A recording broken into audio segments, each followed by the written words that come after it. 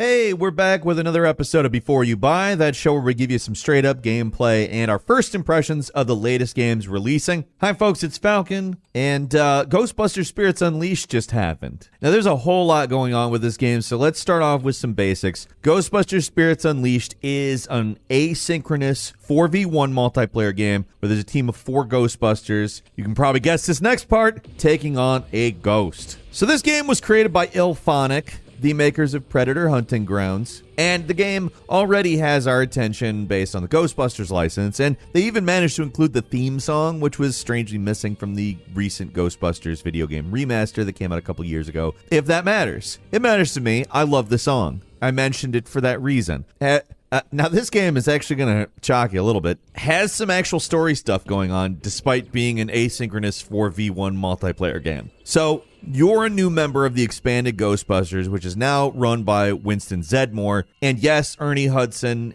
does reprise his role, and Dan Aykroyd does as well where Ray stands. So there's a fairly long prologue and character creation that is surprisingly robust for a game like this. Then you're finally dropped into the game. Now, story, much more involved than what you would think. Every once in a while, the game takes you back to the firehouse, a story sequence plays out, and that's fun. You get to see some of the classic cast back doing their thing, but I will say, it does leave me wanting for like a more robust story mode or a co-op game or something like that. Because as it stands, there's really not a whole hell of a lot going on here. Like, there's one game mode, there's 5 maps, and there's 5 different types of ghosts to unlock as you play. And if you're like me, you'll probably want to play as the ghost actually a decent amount. So, all that in mind, that it's pretty minimal at the moment. It's pretty good, too. The best way I can describe how the game plays is kind of a mix of Prop Hunt and Dead by Daylight, or the other million 4v1 games that exist. And I'm not saying that to be derisive. I'm saying that because this is a definite genre at this point. Each Ghostbuster comes equipped with a proton pack, a PKE meter, and a ghost trap. The PKE meter is for finding ghosts, the particle thrower is for tethering them, ghost trap is for catching them. It's Ghostbusters, right? You understand it. There are, however, some new secondary gadgets, but currently there's only 4. Your actual goal for each job, as they call the matches, is to close all 3 rifts hidden around the level, and then finally catch the ghost. Each rift starts off hidden, so you have to use the PKE meter to find it, and destroying them is required because if they're still on the board, the ghost is just going to keep coming back even after being trapped. The ghost gameplay is really where the game gets particularly interesting, in my opinion. As a ghost, your goal is to increase a haunt meter up to 100% by scaring civilians and haunting objects. Each of the 5 ghosts have very different play styles, but they all have the ability to do a scare attack and possess objects. That's where prop hunt comparisons start to come in, because possession turns you into a random object. You can use that to hide, and it also recharges your energy way faster, so it's a good idea to possess stuff. Now, this is where the balance starts to reveal its intricacy. As a Ghostbuster, you could just go around and destroy everything, right? No, you can't. The game punishes Ghostbusters for causing too much destruction, and it's actually usually more trouble than it's worth anyway. There's only one ghost, so every single item is not going to be the ghost. Playing as a ghost is a blast, and even though there's a slow drip feed of additional ghosts to play as, the basic gameplay really never got old. There's a fun hide-and-seek aspect to it, but you're almost never standing still for more than a few seconds because the Ghostbusters will inevitably find you. This being Ghostbusters, instead of injuring or killing anyone, all you can do is slime them, which slows them down and gives you time to get away. It's fun and a kid-friendly twist on this kind of multiplayer game, even if it doesn't necessarily feel like a kid's game. It's a good balance, though. Next, let's talk about graphics. Overall, the game looks pretty darn good. We're playing it on PlayStation 5, and while the visuals definitely aren't going to blow you away, they're sharp and look pretty polished. Even though there's only 5 levels, they're pretty different in terms of layout. The characters animate well, particularly the ghosts. Certain objects you possess even have their own movement animations. Just charming little things you want to see in this type of a game, and specifically with this license, Ghostbusters. One disappointing part, however, is the level of destruction. Yeah, as ghosts haunt the level, they become more disheveled and slime-covered, but the amount of damage you can cause as a Ghostbuster isn't really that impressive. I know I keep bringing up Ghostbusters, the video game, but if that got anything right, it was how much damage you could cause. And I know that this is a multiplayer game, so they can't have a whirlwind of physics objects flying around at all times, but it would also be fun to damage tables and smash doors and stuff. From my experience, it seems a little balanced in favor of the Ghost. Like I said, it's pretty intricate, but unless you have a good, well-coordinated team that's communicating over voice chat or making constant use of the very good ping system, you probably aren't going to do that great. A good Ghost player can just run circles around a poorly communicating team, and it can be frustrating if you're stuck on a team that doesn't know what they're doing. Even if you're on a decent team, some Ghosts can really give you a hard time, too. It's so easy for these guys to get away,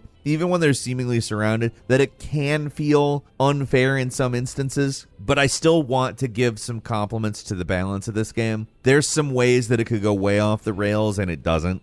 So all that said, it's great when you're the Ghost. When you play as the Ghost, you always feel like you're on the back foot because that's the nature of the game. You constantly are just on the verge of getting caught, but escaping by the skin of your teeth, which is exhilarating as a Ghost. That said, if your team isn't that great, it can get old as a Ghostbuster. The game gives you a lot of fun tools for screwing around with the players, like they can move around the rifts to make them harder to find, they can sabotage an unsuspecting Ghostbusters proton pack, and they can even pick up unopened ghost traps. I found playing as the Ghost extremely entertaining, and that's, I think, the real meat of the game. I don't want to say that the Ghostbusters are necessarily entirely a side attraction, because there is also a certain level of, hey, it's fun to be the vastly underpowered people doing this very well to beat the Ghost. But some people are going to see them as a side attraction. I cannot deny that there will be people that don't want to do both. I like doing both, personally. Also, I'll say this. My online experience was solid. I didn't encounter a single bug or slowdown during my time with Spirits Unleashed. But compared to Overwatch's 2 launch, wow. Now, I like I said, this is PS5 stuff, so I can't really tell you if the PC is the same. But I just gotta say, after that Overwatch 2 launch, seeing such a great online game launch is just really refreshing. I haven't had a lot of negatives to say so far, but there are some pretty big issues to address.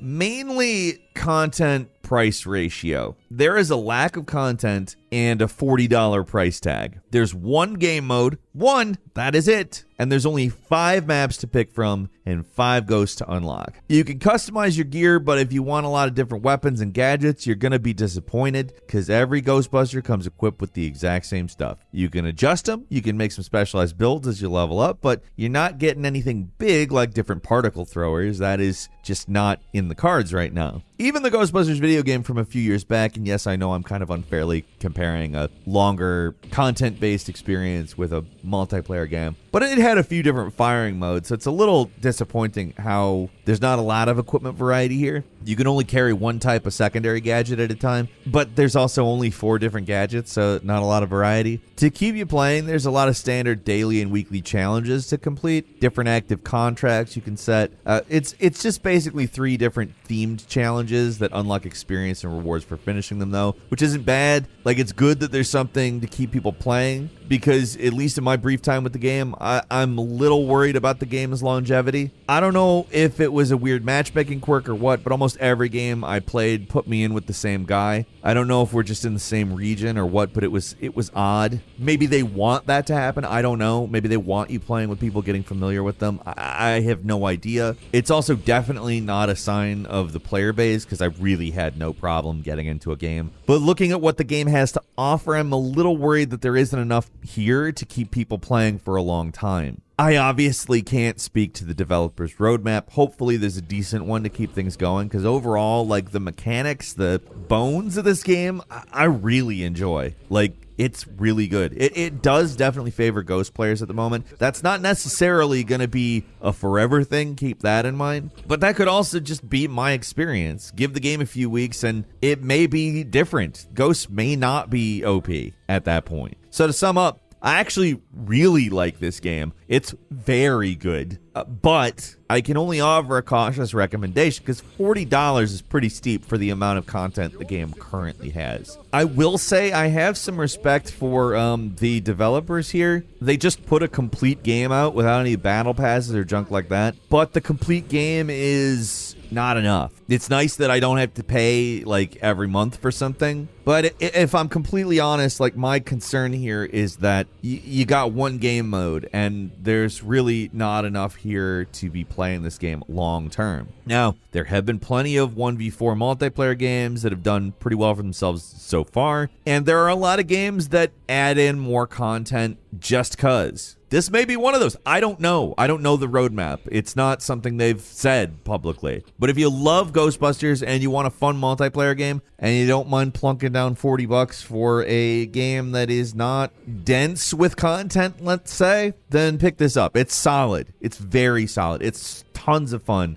But in terms of like casual players, you might want to wait for a price drop or for them to add in more content because there just isn't a lot here. That said, it's hard not to like what is there. So if you understand what you get going in and that's what you want, it's worth it. But what do you think? Leave us a comment. Tell us your experience with this game if you've played it. If not, tell us what you're thinking. This is one of those where it's kind of, the game's great, but it's short, and the shortness might actually be a problem for this type of game, so we'll see. I'm interested in your comments, though. If you like this video, click like. If you're not subscribed, now's a great time to do so. We upload brand new videos every day of the week. Best way to see them first is, of course, a subscription. Also, don't forget to enable notifications. As always, we thank you very much for watching this video. I'm Falcon. You can follow me on Twitter @FalconTheHero. We'll see you next time right here on gameranx.